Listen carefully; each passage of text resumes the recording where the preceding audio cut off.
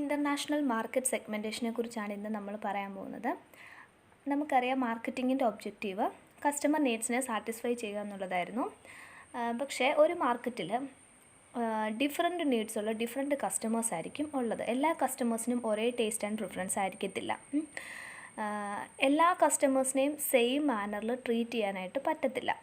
Taste, preference, purchasing power, income, gender, location ഇതിലെല്ലാം difference ഉണ്ടായിരിക്കും. അതായത് ഡിസിമിലാരിറ്റീസ് ഉണ്ടായിരിക്കും. അങ്ങനെയുള്ള സിറ്റുവേഷനിലാണ് മാർക്കറ്റ് സെഗ്മെൻറ്റേഷൻ്റെ ആവശ്യം വരുന്നത്. നീഡ്സിൻ്റെ അല്ലെങ്കിൽ ക്യാരക്ടറിസ്റ്റിക്സിൻ്റെ ബേസിസിൽ മാർക്കറ്റിനെ ഡിവൈഡ് ചെയ്യുന്ന പ്രോസസ്സാണ് മാർക്കറ്റ് സെഗ്മെൻറ്റേഷൻ എന്ന് പറയുന്നത്. ഒരു മാർക്കറ്റിനെ age, gender, income, education, occupation ഇതിൻ്റെയൊക്കെ ബേസിൽ ഡിവൈഡ് ചെയ്ത് ഗ്രൂപ്പ്സ് ആക്കുന്നതിനെയാണ് മാർക്കറ്റ് സെഗ്മെൻറ്റേഷൻ എന്ന് പറയുന്നത്. പല ഫേംസും പല സെഗ്മെൻറ്റേഷൻ മെത്തേഡ്സ് ആയിരിക്കും അപ്ലൈ ചെയ്യുന്നത്. ഇനിയും ഫീച്ചേഴ്സ് ഓഫ് സെഗ്മെൻറ്റേഷൻ എന്തൊക്കെയാണെന്ന് നോക്കാം. First feature, consumer needs and ബിഹേവിയറിൻ്റെ ബേസിസിൽ മാർക്കറ്റിനെ ഡിഫറെൻറ്റ് സെക്ഷൻസ് അല്ലെങ്കിൽ ഗ്രൂപ്പ്സ് ആയിട്ട് ഡിവൈഡ് ചെയ്യുന്ന പ്രോസസ്സാണ് മാർക്കറ്റ് സെഗ്മെൻറ്റേഷൻ. രണ്ടാമത്തേത്, മാർക്കറ്റ് സെഗ്മെൻറ്റേഷൻ്റെ എയിം ടാർഗറ്റ് മാർക്കറ്റിനെ ഐഡൻറ്റിഫൈ ചെയ്യുക, അതുപോലെ തന്നെ ബെസ്റ്റ് സ്യൂട്ടബിൾ ആയിട്ടുള്ള ടാർഗറ്റ് മാർക്കറ്റിനെ സെലക്ട് ചെയ്യുക. ഇതാണ് രണ്ടാമത്തെ ഫീച്ചർ. മൂന്നാമത്തെ ഫീച്ചർ, ഹെട്രോജീനിയസ് മാർക്കറ്റിനെ ഹോമോജീനിയസ് മാർക്കറ്റ് അല്ലെങ്കിൽ യൂണിഫോം സെഗ്മെൻറ്റ്സ് ആയിട്ട് ഡിവൈഡ് ചെയ്യുക. ഹെട്രോജീനിയസ് മാർക്കറ്റിനെ ഹോമോജീനിയസ് മാർക്കറ്റ് അല്ലെങ്കിൽ യൂണിഫോം സെഗ്മെൻറ്റ്സ് ആക്കി ഡിവൈഡ് ചെയ്യുന്ന പ്രോസസ്സാണിത്. പല മാർക്കറ്റ് സെഗ്മെൻറ്റ്സ് തമ്മിലും ഡിഫറൻസ് കാണും. എന്നാൽ ഒരു പർട്ടിക്കുലർ സെഗ്മെൻറ്റിലുള്ള കൺസ്യൂമേഴ്സിൻ്റെ ബിഹേവിയറൽ പാറ്റേൺ ഒരു ഓൾമോസ്റ്റ് സിമിലർ ആയിരിക്കും, അല്ലെങ്കിൽ ഒരു യൂണിഫോമിറ്റി അതിനെ കാണും. നാലാമത്തേതാണ്, ഇത് മാർക്കറ്റ് ടാർഗറ്റിലേക്കും അതുപോലെ തന്നെ പ്രോഡക്റ്റ് പൊസിഷനിലേക്കും ലീഡ് ചെയ്യുന്ന പ്രോസസ്സാണ് മാർക്കറ്റ് സെഗ്മെൻറ്റേഷൻ എന്ന് പറയുന്നത്. ഇതിനെ STP എന്നാണ് വിളിക്കുന്നത്, അതായത് സെഗ്മെൻറ്റിംഗ്, ടാർഗറ്റിംഗ് ആൻഡ് പൊസിഷനിങ്. ഇനിയും അടുത്ത പോർഷനാണ് ഇൻ്റർനാഷണൽ മാർക്കറ്റ് സെഗ്മെൻറ്റേഷൻ. ഇപ്പോൾ മാർക്കറ്റ് സെഗ്മെൻറ്റേഷൻ എന്താണെന്ന് നമ്മൾ പറഞ്ഞു. സെയിം ക്യാരക്ടറിസ്റ്റിക്സ് ഉള്ള സെയിം ബിഹേവിയേഴ്സ് ഉള്ള ആളുകളെ അല്ലെങ്കിൽ മാർക്കറ്റിനെ ഒരു ഗ്രൂപ്പായിട്ട് തിരിക്കുന്നതിനെയാണ് സെഗ്മെൻറ്റേഷൻ എന്ന് പറയുന്നത്. അപ്പോൾ ഇൻ്റർനാഷണൽ മാർക്കറ്റ് സെഗ്മെൻറ്റേഷൻ എന്ന് പറയുമ്പം സിമിലർ ബൈയിങ് ബിഹേവിയർ കാണിക്കുന്ന പൊട്ടൻഷ്യൽ കസ്റ്റമേഴ്സിനെ ഐഡൻറ്റിഫൈ ചെയ്ത് ഗ്രൂപ്പ്സ് ആക്കുന്നതിനെയാണ് മാർക്കറ്റ് സെഗ്മെൻറ്റേഷൻ എന്ന് പറയുന്നത്. അതായത് ടോട്ടൽ മാർക്കറ്റിനെ ഒന്നോ അതിലധികമോ സബ് പാർട്സ് ആക്കി ഡിവൈഡ് ചെയ്യുന്ന പ്രോസസ്സാണ് ഇൻ്റർനാഷണൽ മാർക്കറ്റ് സെഗ്മെൻറ്റേഷൻ എന്ന് പറയുന്നത്. ഇനിയും അടുത്തതാണ് ബേസിസ് ഫോർ സെഗ്മെൻറ്റേഷൻ അല്ലെങ്കിൽ സെഗ്മെൻറ്റേഷൻ വേരിയബിൾസ്. ഫസ്റ്റ് വേരിയബിൾ ആണ് അല്ലെങ്കിൽ ഫസ്റ്റ് സെഗ്മെൻറ്റേഷനാണ് ഡെമോഗ്രാഫിക് സെഗ്മെൻറ്റേഷൻ. ഡെമോഗ്രഫി എന്ന് പറയുമ്പോൾ നമുക്കറിയാം സ്റ്റഡി ഓഫ് പോപ്പുലേഷൻ. ഇത് മാർക്കറ്റ് സെഗ്മെൻറ്റേഷൻ്റെ കോമൺ മെത്തേഡാണ് ഡെമോഗ്രാഫിക് സെഗ്മെൻറ്റേഷൻ എന്ന് പറയുന്നത്. Age, gender, education, occupation, family cycle ഇതുപോലെയുള്ള ഡെമോഗ്രാഫിക് ഫീച്ചേഴ്സ് വെച്ച് കൺസ്യൂമേഴ്സിനെ ക്ലാസിഫൈ ചെയ്യുന്നു. എക്സാമ്പിൾ, ഇപ്പം സെയിം ഏജ് ഗ്രൂപ്പ് ഉള്ളവരെ എല്ലാം കൂടെ ഒരു മാർക്കറ്റായിട്ട് കൺസിഡർ ചെയ്യുന്നു. സെയിം ജെൻഡർ, ഇൻകം ഇങ്ങനെ മാർക്കറ്റിനെ സെഗ്മെൻ്റ് ആക്കുന്നു. പിന്നെ ഹയർ ഇൻകം ഉള്ളവരെ ടാർഗറ്റ് ചെയ്തുകൊണ്ട് ലക്ഷറി കാർ സെല് ചെയ്യുന്നു. അങ്ങനെയൊക്കെ ഏജിൻ്റെ ബേസിസിലാണെങ്കിൽ ചിൽഡ്രൻ, ടീനേജേഴ്സ്, അഡൾട്ട് അങ്ങനെ സെഗ്മെൻറ്റ് ചെയ്യുന്നു. ഏജിനനുസരിച്ച് നീഡ്സ് ആൻഡ് വാണ്ട്സ് മാറും. അല്ലേ ഒരു കുഞ്ഞിൻ്റെ ഒരു ടേസ്റ്റ് ആൻഡ് പ്രിഫറൻസ് അല്ലായിരിക്കും ടീനേജേഴ്സിനുള്ളത്, അവരുടെ അല്ലായിരിക്കും അഡൾട്ടിനുള്ളത്. അപ്പം ഓരോ കസ്റ്റമേഴ്സിൻ്റെയും അല്ലെങ്കിൽ ഓരോ ഏജ് ഗ്രൂപ്പിനനുസരിച്ചും നീഡ്സ് ആൻഡ് വാണ്ട്സ് മാറും. ഒരു എക്സാമ്പിൾ പറയാം. ഇപ്പോൾ ഹോർലിക്സിൻ്റെ കാര്യം എടുക്കുകയാണെങ്കിൽ ജൂനിയർ ഹോർലിക്സ് ഉണ്ട്. ജൂനിയർ ഹോർലിക്സ് ചിൽഡ്രനെ എയിം ചെയ്തായിരിക്കും സെഗ്മെൻറ്റ് ചെയ്തേക്കുന്നത്. ടീനേജേഴ്സിന് വേണ്ടിയിട്ട് ഫ്ലേവേർഡ് ഹോർലിക്സ് ഉണ്ട്. പല ഫ്ലേവേഴ്സിൽ ചോക്ലേറ്റ്, വാനില അങ്ങനെ പല ഫ്ലേവേഴ്സ് ഉണ്ട്. ഇനി അതാണ് ഏജിൻ്റെ ബേസിസിൽ, അതായത് ജൂനിയർ ഹോർലിക്സ്, പിന്നെ ടീനേജേഴ്സിന് വേണ്ടിയുള്ള ഫ്ലേവേർഡ് ഹോർലിക്സ്, അത് രണ്ടുമാണ് ഏജിൻ്റെ ബേസിസിൽ നമുക്ക് തിരിക്കാൻ പറ്റുന്നത്. ഇനി ജെൻഡർ ബേസിസിലെടുക്കുമ്പോൾ വിമൻ ഹോർലിക്സ് ഉണ്ട്, ജെൻസിന് ഹോർലിക്സ് ഉണ്ട്, അങ്ങനെ. അപ്പോൾ ജെൻഡർ ബേസിലും മാർക്കറ്റിനെ സെഗ്മെൻറ്റ് ചെയ്തിട്ടുണ്ട്. പിന്നെ ഒരു എക്സാമ്പിൾ പറയുകയാണെങ്കിൽ ഫാസ്റ്റ് ട്രാക്ക് മാഗസിൻ മെയിനായിട്ടും മെയിൽ കസ്റ്റമേഴ്സിനെ ആയിരിക്കും ഫോക്കസ് ചെയ്യുന്നത് ജെൻഡർ ബേസിസിൽ തിരിക്കുമ്പോൾ. പിന്നെ എന്നാൽ വനിത എന്ന് പറയുന്ന ഒരു മാഗസിൻ ഫീമെയിൽ കസ്റ്റമേഴ്സിനെ ആയിരിക്കും ഫോക്കസ് ചെയ്യുന്നത്. അതായത് ഏജിൻ്റെ ബേസിസിൽ ക്ലാസിഫൈ ചെയ്യുന്നു, അതുപോലെ തന്നെ ജെൻഡറിൻ്റെ ബേസിൽ ക്ലാസിഫൈ ചെയ്യുന്നു, ഇൻകം ലെവലിൻ്റെ ബേസിസിൽ ക്ലാസിഫൈ ചെയ്യുന്നു. അങ്ങനെ മാർക്കറ്റിനെ ക്ലാസിഫൈ ചെയ്യുന്നതിനെയാണ് ഡെമോഗ്രഫിക് സെഗ്മെൻറ്റേഷൻ എന്ന് പറയുന്നത്. രണ്ടാമത്തേതാണ് ജോഗ്രഫിക്കൽ സെഗ്മെൻറ്റേഷൻ. ജോഗ്രഫിക്കൽ സെഗ്മെൻറ്റേഷൻ എന്ന് പറയുമ്പോഴേ അറിയാം, ലൊക്കേഷൻ്റെ ബേസിസിൽ മാർക്കറ്റ് സെഗ്മെൻറ്റ് ചെയ്യുന്നതിനെയാണ്. മാർക്കറ്റിനെ പല ജോഗ്രഫിക്കൽ യൂണിറ്റ്സ് ആയിട്ട് ഡിവൈഡ് ചെയ്യുന്നു. കസ്റ്റമേഴ്സിനെ അവരുടെ ഫിസിക്കൽ ലൊക്കേഷൻ്റെ ബേസിസിൽ ഗ്രൂപ്പ് ചെയ്യുന്ന പ്രോസസ്സാണ് ജോഗ്രഫിക്കൽ സെഗ്മെൻറ്റേഷൻ എന്ന് പറയുന്നത്. അതായത് ഒരേ ജോഗ്രഫിക്കൽ ഏരിയയിൽ നിൽക്കുന്ന ആളുകൾക്ക് almost similar needs and wants ആയിരിക്കും ഉള്ളത്. അതിൽ വരുന്ന ഒരു വേരിയബിൾസ് എന്തൊക്കെയാണെന്ന് ചോദിച്ചാൽ ഏരിയ വൈസ് നമുക്ക് സെഗ്മെൻറ്റ് ചെയ്യാൻ പറ്റും. ഏരിയ വൈസ് എന്ന് പറയുമ്പോൾ country wise, state wise, district, region, ഇങ്ങനെ നമുക്ക് പല വേരിയബിൾസ് ഉണ്ട്. പിന്നെ അത് പറയുകയാണെങ്കിൽ ഇപ്പം അർബൻ ഏരിയയിലുള്ളവരുടെ നീഡ്സ് ആൻഡ് വാണ്ട്സ് അല്ലായിരിക്കും റൂറൽ ഏരിയയിലുള്ളവർക്ക്. മനസ്സിലായോ? അപ്പം അർബൻ ഏരിയയിലുള്ളവർക്ക് കുറച്ചും കൂടെ പർച്ചേസിങ് പവർ കൂടുതലായിരിക്കും ആരെക്കാട്ടിലും റൂറൽ കസ്റ്റമേഴ്സിനെ വെച്ച് നമ്മൾ നോക്കുമ്പോൾ. അടുത്ത വേരിയബിളാണ് ക്ലൈമറ്റ്. ക്ലൈമറ്റ് എന്ന് പറയുമ്പം അതായത് ഹോട്ട് ഉണ്ട്, കോൾഡ് ഉണ്ട്, റെയിനി സീസൺ ഉണ്ട്, ഹ്യൂമിഡ് റീജിയൻ ഉണ്ട്, ഇങ്ങനെ പല ക്ലൈമറ്റിക് കണ്ടീഷൻസ് ഉണ്ടായിരിക്കും. അതും ഒരു ജോഗ്രഫിക്കൽ സെഗ്മെൻറ്റേഷന് വരുന്ന വേരിയബിളാണ്. മൂന്നാമത്തെ സെഗ്മെൻറ്റേഷനാണ് ബിഹേവിയറൽ സെഗ്മെൻറ്റേഷൻ. ബൈയിങ് ബിഹേവിയറിൻ്റെ ബേസിസിൽ നമ്മൾ മാർക്കറ്റിനെ സെഗ്മെൻറ്റ് ചെയ്യുന്നതാണ് ബിഹേവിയറൽ സെഗ്മെൻറ്റേഷൻ. വേരിയബിൾസ് ഏതൊക്കെയാണെന്ന് നോക്കാം. പർച്ചേസ് ഒക്കേഷൻ, അതായത് പർച്ചേസ് ഒക്കേഷൻ എന്ന് പറയുമ്പം റെഗുലർ യൂസിന് വേണ്ടിയിട്ട് ചില പ്രോഡക്റ്റ് പർച്ചേസ് ചെയ്യാറുണ്ട്, സ്പെഷ്യൽ ഒക്കേഷൻസിന് വേണ്ടി പർച്ചേസ് ചെയ്യാറുണ്ട്. അപ്പം സ്പെഷ്യൽ ഒക്കേഷന് വേണ്ടിയിട്ടാണോ റെഗുലർ യൂസിന് വേണ്ടിയിട്ടാണോ എന്ന് വെച്ച്, അതായത് പർച്ചേസ് ഒക്കേഷൻ്റെ ബേസിൽ സെഗ്മെൻറ്റ് ചെയ്യുന്നു. രണ്ടാമത്തേത് ലോയൽറ്റി സെഗ്മെൻറ്റേഷൻ. അതായത് ഒരു ബ്രാൻഡിനോട് 100% ലോയലായിട്ടുള്ള കസ്റ്റമേഴ്സ് കാണും. 100% ലോയൽറ്റി ഒരു പ്രോഡക്റ്റിനോട് കാത്തു സൂക്ഷിക്കുന്ന കസ്റ്റമേഴ്സ് കാണും. അവർ ആ ഒരു ബ്രാൻഡ് മാത്രമേ നോക്കത്തുള്ളൂ. ആ ഒരു ബ്രാൻഡിലെ പ്രോഡക്റ്റ് കിട്ടിയില്ലെങ്കിൽ അവർ ആ ഒരു പ്രോഡക്റ്റ് കിട്ടുന്നവരെ അവരന്വേഷിക്കും. പക്ഷേ ചില കസ്റ്റമേഴ്സ് ഉണ്ട് 2 അല്ലെങ്കിൽ 3 ബ്രാൻഡിനോട് ലോയൽറ്റി കീപ്പ് ചെയ്യാറുണ്ട്. 2-3 ബ്രാൻഡ്സിനോട് ലോയലായിരിക്കും. അങ്ങനെ ലോയൽറ്റിയുടെ ബേസിസിലും സെഗ്മെൻറ്റ് ചെയ്യാറുണ്ട്. പിന്നെ ഉള്ളൊരു സെഗ്മെൻറ്റേഷനാണ് ബെനിഫിറ്റ് സോർട്ട്. അതായത് ഒരു പ്രോഡക്റ്റിൽ നിന്ന് കൺസ്യൂമേഴ്സ് എക്സ്പെക്റ്റ് ചെയ്യുന്ന കുറച്ച് ബെനിഫിറ്റ്സ് ഉണ്ടല്ലേ, അതിനെ ബേസ് ചെയ്തുകൊണ്ടുള്ള സെഗ്മെൻറ്റേഷനാണ് ബെനിഫിറ്റ് സോർട്ട് എന്ന് പറയുന്നത്. ഇപ്പം ഒരു എക്സാമ്പിൾ എടുക്കുകയാണെങ്കിൽ ഒരു കാറ് നമ്മൾ വാങ്ങിക്കുമ്പം നമ്മൾ അതിനകത്തുനിന്ന് എക്സ്പെക്റ്റ് ചെയ്യുന്ന കുറച്ച് കാര്യങ്ങളുണ്ട്. കൺവീനിയൻസ്, അതുപോലെ തന്നെ സ്പീഡ്, അതിൻ്റെ സർവീസ്, ഇതൊക്കെ നമ്മൾ നോക്കാറുണ്ട്. സെക്കൻഡറി ആണ് നമ്മൾ നോക്കുന്നത് ഈ സ്റ്റാറ്റസ് അല്ലേ, ഒരു കാറ് പർട്ടിക്കുലർ കാറ് നമുക്ക് ഉള്ളത് കൊണ്ട് നമുക്കുണ്ടാകുന്ന സ്റ്റാറ്റസൊക്കെ നമ്മൾ പിന്നെയാണ് നോക്കുന്നത്. ആദ്യമേ നമ്മൾ പ്രിഫർ ചെയ്യുന്നത് കൺവീനിയൻസ് ആയിരിക്കും. അതായത് ഒരു കസ്റ്റമർ ഒരു പ്രൊഡക്റ്റിൽ നിന്ന് എക്സ്പെക്റ്റ് ചെയ്യുന്ന ബെനിഫിറ്റ്സിനെയാണ് ബെനിഫിറ്റ് സോർട്ട് എന്ന കാറ്റഗറിയിൽ നമുക്ക് പറയാൻ പറ്റുന്നത്. അപ്പം 3 തരത്തിലാണ്, 3 വേരിയബിൾസ് ആണുള്ളത്: purchase occasion, benefit sort, loyalty segmentation. ഇനിയും 4th സെഗ്മെൻറ്റേഷനാണ് സൈക്കോഗ്രാഫിക് സെഗ്മെൻറ്റേഷൻ. സൈക്കോഗ്രാഫിക് സെഗ്മെൻറ്റേഷൻ എന്ന് പറയുമ്പം സൈക്കോളജിക്കൽ ക്യാരക്ടേഴ്സിൻ്റെ ബേസിസിൽ മാർക്കറ്റിനെ സെഗ്മെൻറ്റ് ചെയ്യുന്ന പ്രോസസ്സ്. അതായത് സൈക്കോളജിക്കൽ ക്യാരക്ടറിസ്റ്റിക്സ് എന്ന് പറഞ്ഞാൽ ഒരു ഇൻഡിവിജ്വൽ കൺസ്യൂമറിൻ്റെ ഇന്നർ ക്വാളിറ്റീസ്, അതായത് personal traits, interest, life style, അങ്ങനത്തെയുള്ള കാര്യങ്ങൾ അതിൻ്റെ ബേസിസിൽ സെഗ്മെൻറ്റ് ചെയ്യുന്നതാണ് സൈക്കോഗ്രാഫിക് സെഗ്മെൻറ്റേഷൻ എന്ന് പറയുന്നത്. ഇനിയും ഇഫക്റ്റീവായിട്ടുള്ള സെഗ്മെൻറ്റേഷന് ആവശ്യമായിട്ടുള്ള കാര്യങ്ങൾ എന്തൊക്കെയാണ്? അപ്പോൾ എസെൻഷ്യൽസ് ഓഫ് ഇഫക്റ്റീവ് സെഗ്മെൻറ്റേഷൻ എന്തൊക്കെയാണെന്ന് നോക്കാം. First point measurability. അതെന്ന് പറഞ്ഞാൽ ഡിഗ്രി ഓഫ് ഫീച്ചേഴ്സാണ് അതിനകത്ത് പറയുന്നത്. അതായത് ഡിഗ്രി ഓഫ് ഫീച്ചേഴ്സാണ് എൻഷുർ ചെയ്യേണ്ടത്. ഇപ്പം മാർക്കറ്റ് സെഗ്മെൻറ്റിനെ size, purchasing power, consumer behaviour, ഇതിൻ്റെയൊക്കെ ടേംസിൽ ഐഡൻറ്റിഫൈ ചെയ്യുക. സെയിൽസ് വാല്യൂസ് അല്ലെങ്കിൽ സെയിൽസ് വോളിയൂമിൻ്റെ ബേസിസിൽ സെഗ്മെൻറ്റിനെ എന്ത് ചെയ്യണം? മെഷർ ചെയ്യണം. അതാണ് ഒന്നാമത്തെ എസെൻഷ്യൽ ആയിട്ടുള്ള കാര്യം. ഒന്നാമത്തേത് മെഷറബിലിറ്റി, രണ്ടാമത്തേത് സബ്സ്റ്റാൻഷ്യൽ. എന്ന് വെച്ചാൽ പ്രോഫിറ്റബിലിറ്റിയാണ് അവിടെ എൻഷുർ ചെയ്യേണ്ടത്. ഫസ്റ്റിൽ മെഷറബിലിറ്റിയിൽ നമ്മൾ എൻഷുർ ചെയ്യേണ്ടത് ഡിഗ്രി ഓഫ് ഫീച്ചേഴ്സാണ്. രണ്ടാമത്തെ സബ്സ്റ്റാൻഷ്യൽ എന്ന് പറഞ്ഞ പോയിൻറ്റിനകത്ത് പറയുന്നത് പ്രോഫിറ്റബിലിറ്റിയാണ് എൻഷുർ ചെയ്യേണ്ടത്. അപ്പം പ്രോഫിറ്റബിലിറ്റിയുടെ ഡിഗ്രി ഇവാലുവേറ്റ് ചെയ്യുന്നതാണ് സബ്സ്റ്റാൻഷ്യൽ എന്ന് പറഞ്ഞ ഒരു പോയിന്റിൽ പറയുന്നത്. ഒരു കമ്പനി അവരുടെ മാർക്കറ്റിംഗ് എഫേർട്ടിനെ സപ്പോർട്ട് ചെയ്യാൻ വേണ്ടി ഈ സെഗ്മെൻറ്റ് ഇക്കണോമിക്കലി ഫീസിബിൾ ആണോ എന്ന് എൻഷുർ ചെയ്യണം. അതാണ് ആ പോയിന്റിൽ പറഞ്ഞേക്കുന്നത്. ഒരു എക്സാമ്പിൾ പറയുകയാണെങ്കിൽ, ഇപ്പോൾ ഒരു വലിയൊരു ഷോപ്പിംഗ് മോള് നമ്മൾ ചെയ്യാൻ ഉദ്ദേശിക്കുന്നത്, അത് കുഞ്ഞ് ഏരിയയിൽ സ്മോൾ സിറ്റീസിലൊക്കെ കൊണ്ട് ചെയ്താൽ പറ്റത്തില്ല.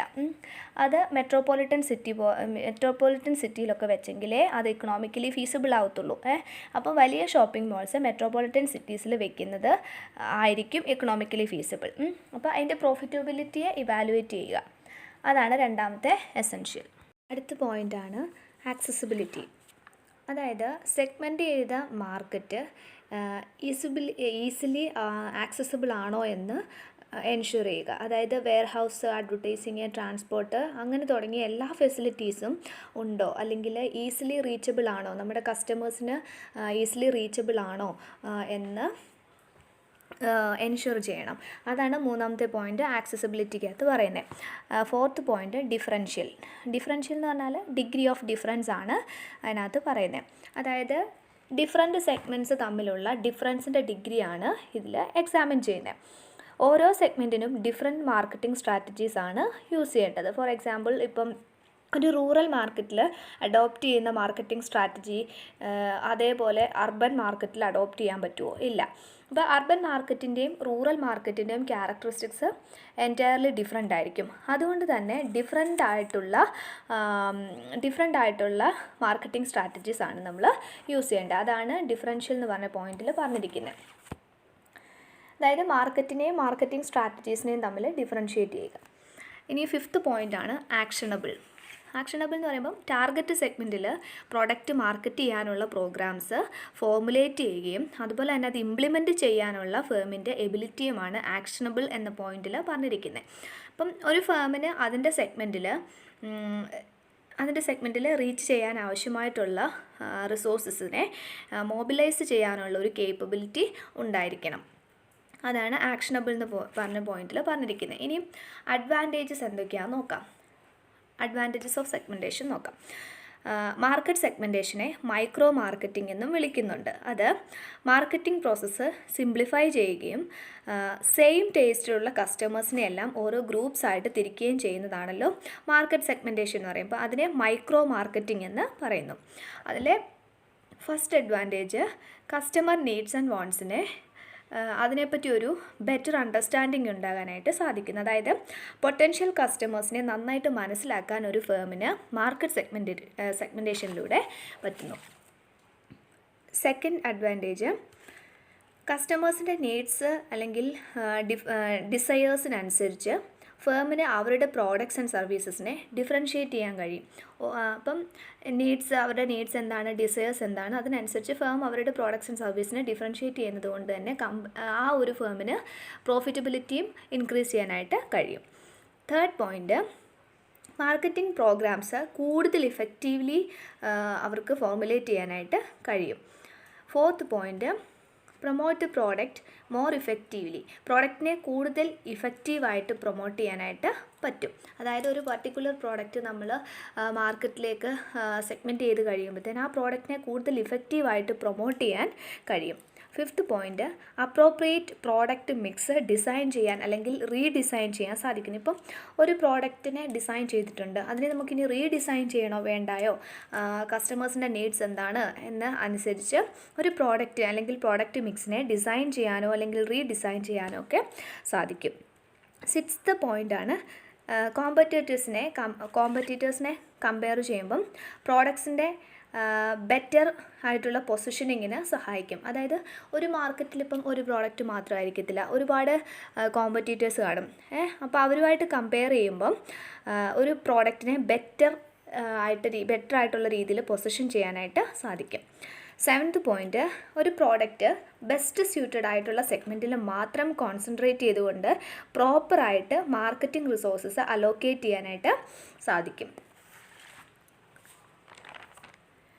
എയ്ത്ത് പോയിൻ്റ്, മാർക്കറ്റ് സെഗ്മെൻറ്റിനെ most profitable and least profitable ഇങ്ങനെ തിരിക്കാനായിട്ട് സാധിക്കും. അതായത് മോസ്റ്റ് പ്രോഫിറ്റബിൾ ആയിട്ടുള്ള മാർക്കറ്റ് സെഗ്മെൻറ്റ് ഏതാണ്, ലീസ്റ്റ് പ്രോഫിറ്റബിൾ ആയിട്ടുള്ള മാർക്കറ്റ് സെഗ്മെൻറ്റ് ഏതാണ്, ഇതൊക്കെ മനസ്സിലാക്കിയിട്ട് ഇതിനെ ക്ലാസിഫൈ ചെയ്യാനായിട്ട് ഈ സെഗ്മെൻറ്റേഷനെ കൂടി സാധിക്കുന്നു. നമ്മൾ നോക്കാൻ പോകുന്നത് ടാർഗറ്റിങ്ങിനെ കുറിച്ചാണ്. അപ്പം ഇൻ്റർനാഷണൽ മാർക്കറ്റിംഗ് ടാർഗറ്റിംഗ് എന്താണെന്ന് നോക്കാം. ടാർഗറ്റിംഗ് എന്ന് പറയുന്നത് പല ഗ്രൂപ്പ്സിനെ കമ്പയർ ചെയ്യുകയും അതിനെ ഇവാലുവേറ്റ് ചെയ്യുകയും അതിൽ ഏറ്റവും പൊട്ടൻഷ്യൽ ആയിട്ടുള്ള ഒന്നോ അല്ലെങ്കിൽ രണ്ടോ അല്ലെങ്കിൽ അതിലധികമോ ഗ്രൂപ്പ്സിനെ സെലക്ട് ചെയ്യുകയും ചെയ്യുന്ന ഒരു ആക്റ്റാണ് ടാർഗറ്റിംഗ്. അതായത് സിമ്പിളായിട്ട് പറയുമ്പോൾ ഇപ്പം പല ഗ്രൂപ്പ്സ് ഉണ്ടായിരിക്കും, പല ഗ്രൂപ്പ്സിനെ തമ്മിൽ കമ്പയർ ചെയ്യുന്നു, അതിനെ ഇവാലുവേറ്റ് ചെയ്യുന്നു, അതിൽ നിന്ന് ബെസ്റ്റ് സ്യൂട്ടഡ് ആയിട്ടുള്ള അല്ലെങ്കിൽ പൊട്ടൻഷ്യൽ ആയിട്ടുള്ള ഒന്നോ അതിലധികമോ ഉള്ള ഗ്രൂപ്പ്സിനെ സെലക്ട് ചെയ്യുന്ന ഒരു പ്രോസസ്സാണ് ടാർഗറ്റിംഗ്. ഇനിയും ടാർഗറ്റിങ്ങിൻ്റെ ക്രൈറ്റീരിയസ് എന്തൊക്കെയാണെന്ന് നോക്കാം. First point, current size of the market segment or growth potential. അതിനകത്ത് പറയുന്നത് ഒരു കമ്പനിക്ക് റീസണബിൾ പ്രോഫിറ്റ് ഉണ്ടാക്കാൻ കഴിയുന്ന അത്ര സൈസ് അല്ലെങ്കിൽ ലാർജ് സൈസിലായിരിക്കണം മാർക്കറ്റ് സെഗ്മെൻറ്റേഷൻ എന്ന് പറയുന്നത്. അപ്പം ഒരു കമ്പനിക്ക് റീസണബിളായിട്ടുള്ള പ്രോഫിറ്റ് ഉണ്ടാക്കണമെങ്കിൽ ആവശ്യമായിട്ടുള്ളൊരു മാർക്കറ്റ് സൈസ് ഉണ്ടല്ലോ, അത്രയും ആയിരിക്കണം ഒരു മാർക്കറ്റ് സെഗ്മെൻറ്റ് എന്നാണ് ഫസ്റ്റ് പോയിന്റിൽ പറഞ്ഞിരിക്കുന്നത്. സെക്കൻഡ് പോയിന്റിൽ പൊട്ടൻഷ്യൽ കോമ്പറ്റീഷൻ. ഇപ്പം ഒരു സ്ട്രോങ് കോമ്പറ്റീഷൻ എക്സിസ്റ്റ് ചെയ്യുന്ന ഒരു സെഗ്മെൻറ്റാണ് നമ്മൾ സെലക്ട് ചെയ്തതെങ്കിൽ അത് അവോയ്ഡ് ചെയ്യുക. നമുക്ക് ബെസ്റ്റ് സ്യൂട്ടഡ് ആയിട്ടുള്ള മാർക്കറ്റ് വേണം സെലക്ട് ചെയ്യാൻ. അപ്പം സ്ട്രോങ് കോമ്പറ്റീഷൻ എക്സിസ്റ്റ് ചെയ്യുന്ന ആ ഒരു സെഗ്മെൻറ്റിനെ അവോയ്ഡ് ചെയ്തുകൊണ്ട് നമുക്ക് ഏറ്റവും റീച്ച് ചെയ്യാൻ കഴിയുന്ന അല്ലെങ്കിൽ നമുക്ക് ഏറ്റവും സ്യൂട്ടബിൾ ആയിട്ടുള്ള ഒരു മാർക്കറ്റ് വേണം നമ്മൾ സെലക്ട് ചെയ്യാൻ. Third one, compatibility and feasibility. Market segments ലാർജാണ്, പക്ഷേ അവിടെ സ്ട്രോങ് കോമ്പറ്റീഷൻ ഇല്ല. അങ്ങനെയാണെങ്കിൽ പ്രോപ്പറായിട്ടുള്ള അഡ്വർടൈസിങ്ങിലൂടെ അല്ലെങ്കിൽ ഡിസ്ട്രിബ്യൂഷനിലൂടെ അല്ലെങ്കിൽ മറ്റ് ഏതെങ്കിലും മാർക്കറ്റിംഗ് സ്ട്രാറ്റജീസ് ഒക്കെ പ്രൊവൈഡ് ചെയ്തുകൊണ്ട് ആ ഒരു സെഗ്മെൻറ്റിനെ കൂടുതൽ ഇഫക്റ്റീവ് ആക്കാനായിട്ട് അപ്പം കോമ്പറ്റേറ്റീവ് അഡ്വാൻറ്റേജ് അവർക്ക് എടുക്കാൻ ആ കമ്പനിക്കും കഴിയും. അതായത് ലാർജ് സെഗ്മെൻറ്റേഷൻ നടത്തിയപ്പോൾ ലാർജ് മാർക്കറ്റാണ് നമുക്കവിടെ കാണാൻ പറ്റി, പക്ഷേ കോമ്പറ്റീഷൻ വളരെ സ്ട്രോങ് ഒന്നുമല്ല. അങ്ങനെയാണെങ്കിൽ നമുക്ക് പ്രോപ്പറായിട്ടുള്ള മാർക്കറ്റിംഗ് സ്ട്രാറ്റജീസ് ഉപയോഗിച്ചുകൊണ്ട് നമ്മുടെ ആ ഒരു മാർക്കറ്റിൽ കോമ്പറ്റേറ്റീവ് അഡ്വാൻറ്റേജ് എടുക്കാനും അതിലൂടെ നമുക്ക് കൂടുതൽ ഇഫക്റ്റീവായിട്ട് നമ്മുടെ ബിസിനസ്സിനെ കൊണ്ടുപോകാനായിട്ടും പറ്റും. നമ്മൾ നോക്കാൻ പോകുന്നത് ടാർഗറ്റിംഗ് സ്ട്രാറ്റജീസ് ഏതൊക്കെയാണ്, അതായത് ടൈപ്സ് ഓഫ് സ്ട്രാറ്റജി അല്ലെങ്കിൽ അപ്രോച്ചസ് ഓഫ് ടാർഗറ്റിംഗ്, ഇതൊക്കെയാണ് നമ്മൾ നോക്കാൻ പോകുന്നത്. അതിൽ ഫസ്റ്റ് ടൈപ്പ് അൺഡിഫറൻഷിയേറ്റഡ് മാർക്കറ്റിംഗ്. ഇതിനെ മാസ് മാർക്കറ്റിംഗ് എന്നും സീറോ സെഗ്മെൻറ്റേഷൻ എന്നും വിളിക്കുന്നു. ആ വാക്കിൽ നിന്ന് തന്നെ നമുക്ക് ഇതിൻ്റെ അർത്ഥം മനസ്സിലാക്കാൻ പറ്റും, അൺഡിഫറൻഷിയേറ്റഡ് മാർക്കറ്റിംഗ്. ഈ കേസിൽ ഒരു ഫേം എൻറ്റയർ മാർക്കറ്റിലേക്ക് ഒരൊറ്റ പ്രോഡക്റ്റ് മാത്രം ഫോക്കസ് ചെയ്യാനായിട്ട് തീരുമാനിക്കുന്നു. അതായത് എൻറ്റയർ പോപ്പുലേഷന് വേണ്ടിയിട്ട് ഒരു സിംഗിൾ പ്രോഡക്റ്റിനെ ഇൻട്രൊഡ്യൂസ് ചെയ്യുന്നു. എൻറ്റയർ മാർക്കറ്റിലേക്ക് ഒറ്റ പ്രോഡക്റ്റ് മാത്രം അവർ ഇൻട്രൊഡ്യൂസ് ചെയ്യുവാണ്. ഒരു പ്രോഡക്റ്റേ ഉള്ളൂ, പക്ഷേ ലാർജ് നമ്പർ ഓഫ് ബയേഴ്സ് അവിടെ കാണും. അപ്പം കൊക്കോകോള എന്ന് പറയുന്ന ആ ഒരു കമ്പനി അതിൻ്റെ ഇനീഷ്യൽ സ്റ്റേജിൽ സെഗ്മെൻറ്റേഷൻ ഇല്ലാതെ, സീറോ സെഗ്മെൻറ്റേഷൻ ആയിരുന്നു. സെഗ്മെൻറ്റേഷൻ ഇല്ലാതെ എൻറ്റയർ മാർക്കറ്റിലേക്ക് അതിൻ്റെ പ്രോഡക്ട്സിനെ ഇൻട്രൊഡ്യൂസ് ചെയ്തു. ഏജ് വൈസ് അല്ലെങ്കിൽ ഏജ് വൈസ് സെഗ്മെൻറ്റേഷനോ അല്ലെങ്കിൽ റീജിയൻ വൈസ് സെഗ്മെൻറ്റേഷനോ ജെൻഡർ വൈസ് സെഗ്മെൻറ്റേഷനോ അങ്ങനെ ഒരു സെഗ്മെൻറ്റേഷൻ ഒന്നും ഇല്ലായിരുന്നു. എൻറ്റയർ പോപ്പുലേഷന് വേണ്ടിയിട്ട് ഒരു സിംഗിൾ പ്രോഡക്റ്റ് ആയിരുന്നു അവർ ഉപയോഗിച്ചുകൊണ്ടിരുന്നത്. അതായത് ആര് പർച്ചേസ് ചെയ്താലും സെയിം പ്രോഡക്റ്റ് ആയിരുന്നു കിട്ടുന്നത്. അതാണ് പറയുന്നത്. രണ്ടാമത്തെ മാർക്കറ്റിംഗ് സ്ട്രാറ്റജിയാണ് ഡിഫറൻഷിയേറ്റഡ് മാർക്കറ്റിംഗ് സ്ട്രാറ്റജി. ഇതിൽ ഫേം പല സെഗ്മെൻറ്റ്സിനെ ടാർഗറ്റ് ചെയ്ത് പല പ്രോഡക്ട്സ് അല്ലെങ്കിൽ പല സർവീസ് ഡെവലപ്പ് ചെയ്യുന്ന ഒരു രീതിയാണ് ഡിഫറൻഷിയേറ്റഡ് മാർക്കറ്റിംഗ് എന്ന് പറയുന്നത്. അൺഡിഫറൻഷിയേറ്റഡ് മാർക്കറ്റിന് just opposite.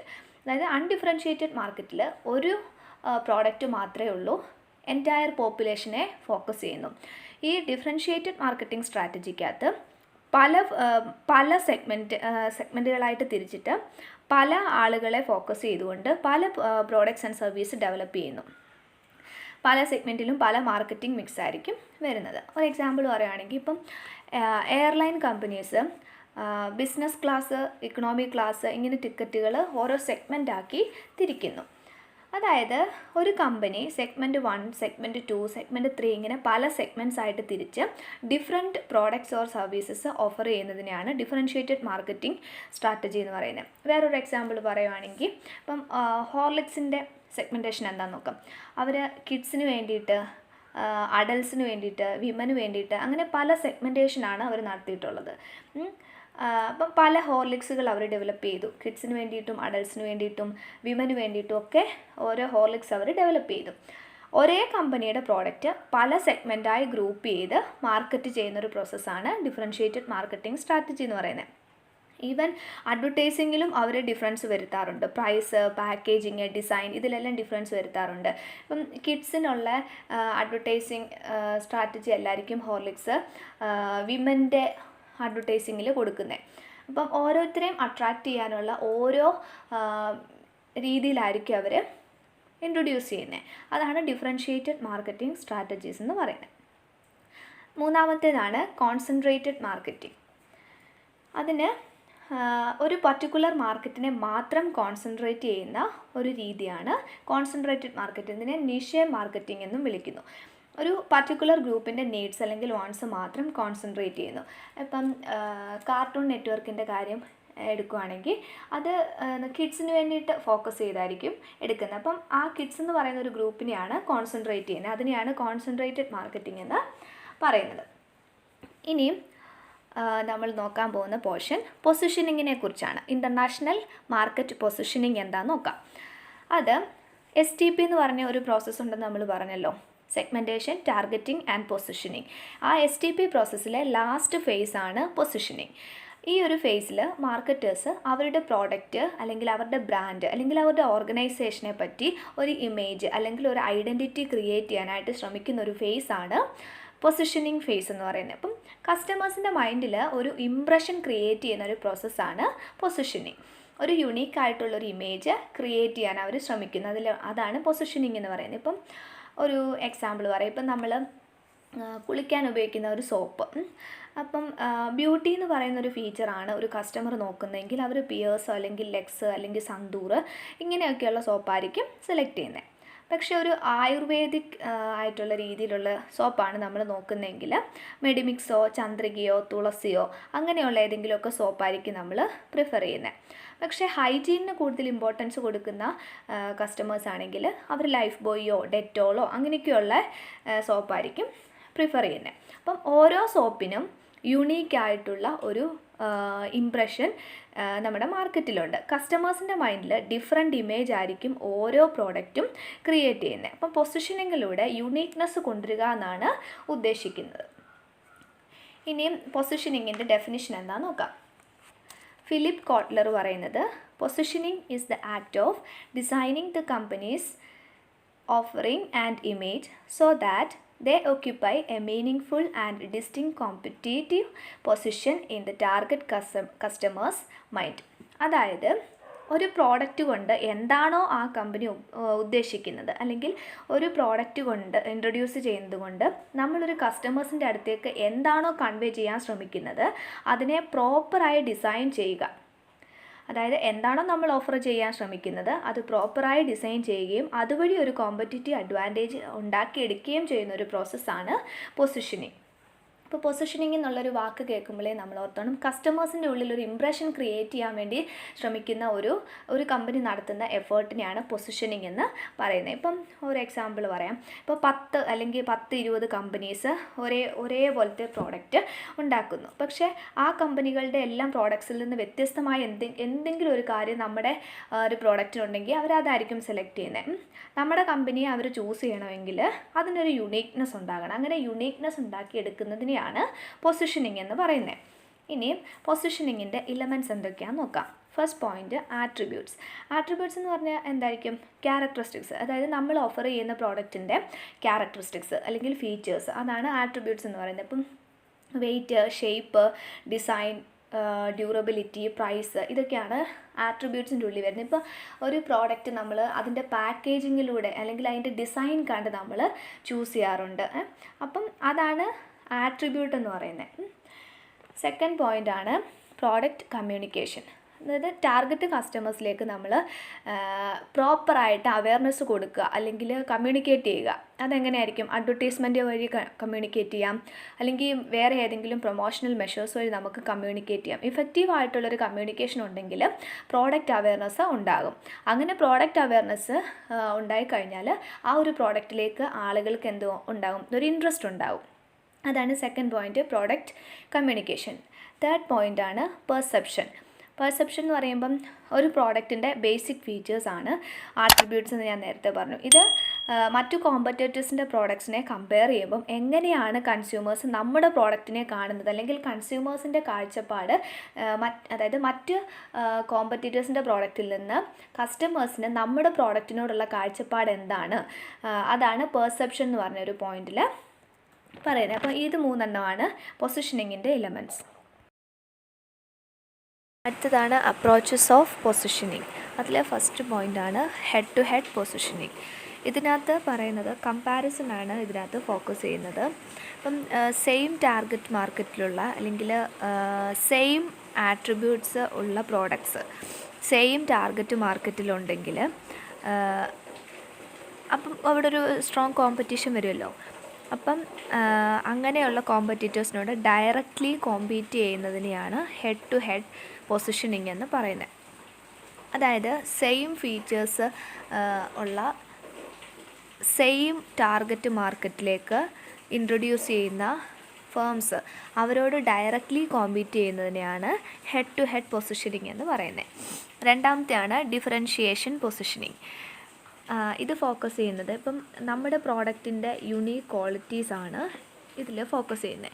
Head to head positioning പോലെ ഇത് നമ്മൾ ഓഫർ ചെയ്ത പ്രോഡക്റ്റ് അവൈലബിൾ ആയിട്ടുള്ള മറ്റ് പ്രോഡക്റ്റിൻ്റെ ഓഫേഴ്സിൽ നിന്നും എന്തുകൊണ്ട് നമ്മളുടെ പ്രോഡക്റ്റ് അവർ ചൂസ് ചെയ്യണം എന്നതിനെ കോൺസെൻട്രേറ്റ് ചെയ്യുമ്പം അതിൽ നിന്ന് വ്യത്യസ്തമായിട്ട് നിലവിലുള്ള കസ്റ്റമേഴ്സിനെ അട്രാക്റ്റ് ചെയ്യാൻ കഴിയുന്നതും, എന്നാൽ ഇപ്പോഴുള്ള മാർക്കറ്റേഴ്സ് അധികം കോൺസെൻട്രേറ്റ് ചെയ്യാത്തതുമായ ഏരിയ ഏതാണെന്ന് കണ്ടുപിടിച്ചിട്ട് അതിൽ കോൺസെൻട്രേറ്റ് ചെയ്യുന്നതിനെയാണ്, അതിലൂടെ കോൺസെൻട്രേറ്റ് ചെയ്ത് ഗെയിൻ ചെയ്യാൻ കഴിയുന്നതുമായിട്ടുള്ള എന്തെങ്കിലും ഫീച്ചേഴ്സ് ഉണ്ടെങ്കിൽ അതിനെ കൊണ്ടുവരുന്നതിനെയാണ് ഡിഫറൻഷിയേഷൻ എന്ന് പറയുന്നത്.